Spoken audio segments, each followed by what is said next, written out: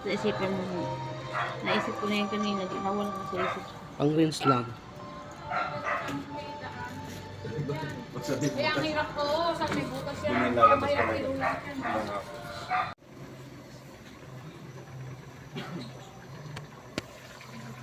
Yan ang panghalo. Ay, akin yun. Okay. Magluluto tayo ng langka, guys.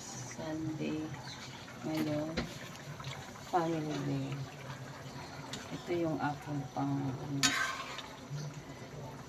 Ricardo sa ginisa ko muna siya para pinalambot. Mukhang matigas yata itong bakarin na to.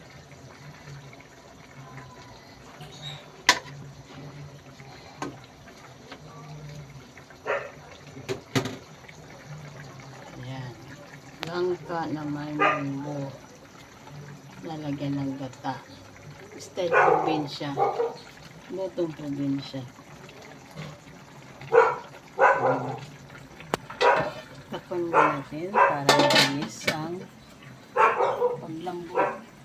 Hindi ako ang lalambot ha. Ang gulay, ang langka. Marami kasi akong papakainin guys. Darating yung dalawang bariyo. dalawang pamilya. Siyempre magsama-sama kami para happy-happy na naman pag-araw ng Sunday. Kailangan magkasama ang mga kamag-anak o sinong pwedeng gustong pumunta sa bahay. E di siyempre, kaya yan ang niluto ko. Para kahit man lang yan lang ang pagsasalo-saluhan namin sa oras ng tanghalian, masaya kami. Kaya ang sinain ko guys, 3 kilo. Sinain ko, 3 kilo. Magmukbang baga. Magmukbang. Kaya, happy Sunday sa inyo lahat. Nakapagsimba na ba kayo guys? Ako guys, di pa nakapagsimba. Nagpipray na lang ako sa bahay, araw-araw, bago matulog, magpapasalamat.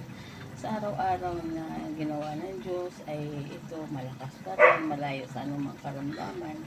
Kaya, kahit hindi ka man magsimba guys, ay seryoso kang magdasal.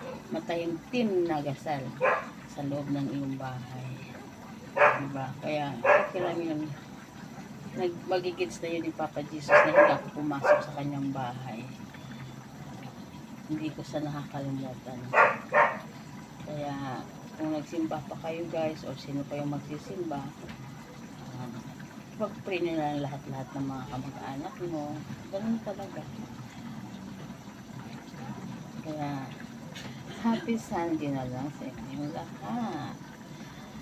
So, ano namang ulam yung niluluto na yun guys? Siyempre, family day, kompleto sa bahay. Diba? Ganun naman tayong Pilipino, pag kompleto tayo sa bahay, pag-araw ng Sunday, tayo yung nagluluto ng medyo masarap at maraming luto. Pag mga Monday to Friday kasi minsan dito sa bahay, 2 lang sila, 1. Kaya kung ano-ano na lang yung mga tira-tira din sa ref, na lang yung iniinit nila. Tsaka magtipid-tipid din guys, sobrang mahal ang bilihin ngayon.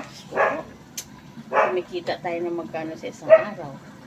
Tapos gagastos ka ng kabunggang-bunggang ulam. So, paano yung mabayarin mo? Hindi ka na makabayad dahil sa dami ng mga pabongga-bongga ka ng mga kinakain. Kaya once a week lang medyo masarap ang ulam. Diba? Kaya ako guys, mag-iikot-ikot ako sa mga bahay-bahay. Manghihingi ako ng ulam para makatipid. Ilang minutes na yan? 3 minutes. Okay, malapit-lapit na. Hanggang 4, pwede na siya. 4 na eh. Ayan, tingnan natin kung malambot na. Kung matigas pa rin ba. Kasi mahirap. Lalo na sa akin, medyo masakit-sakit na rin yung ipin. Nag-retired na rin yung ipin ko. Soon, magpapapustiso ako. Kung may panggas.